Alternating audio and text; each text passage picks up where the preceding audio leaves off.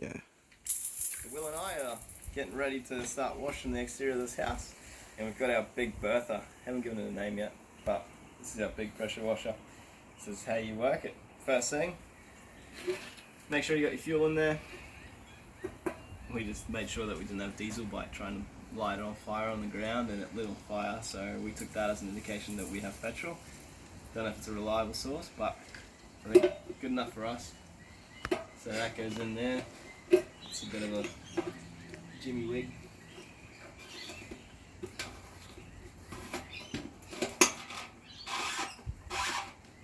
we go. That's in there. Whenever you're using this machine, try and keep this squeezed on and washing just about the whole time.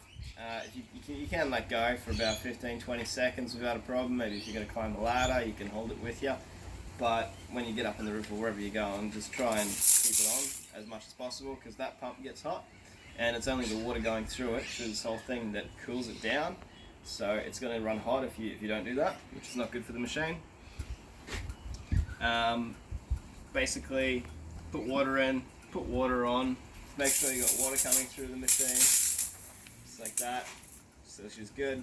The way these work, the turbo nozzle, is it's got a little bowl in there. Whenever you squeeze the trigger, that bowl gets shot to the front and then it starts spinning. So with these, if you want to make them last like 3 times as long, what you do is you turn them facing downwards, and then the ball rolls to the front, and then you squeeze the trigger. Whereas if you aim up and then you squeeze the trigger, you've got 4,000 psi shooting that ball to the top, and it sort of cracks or whatever, like it wears a lot quicker. So whenever we're squeezing the trigger, we're looking down, and then you move up. Other than that, don't touch it, it's hot. You'll find that out the hard way if you touch it. Make sure the hose doesn't really touch it either, because it doesn't like being hot. And so if you come around here, dude, we've got an electronic switch, because this is a high-tech machine. So we just switch that to the on position. Then we've got our fuel and our choke, so we want our fuel to be maxed out and we want our choke to be on. And that's our accelerator, but we don't need to touch that. Basically, she's ready to go, so we pull. We try and hold the thing on. Over here you've got your pump, so actually before you pull, what you want to make sure is, see how there's a plus and a minus, so we want to make sure that it's all the way at well, not all the way, but you want to release a lot of the pressure.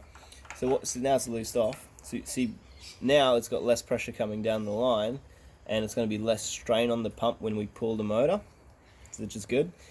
So yeah, release a bit of the pressure, squeeze that on, and off you go.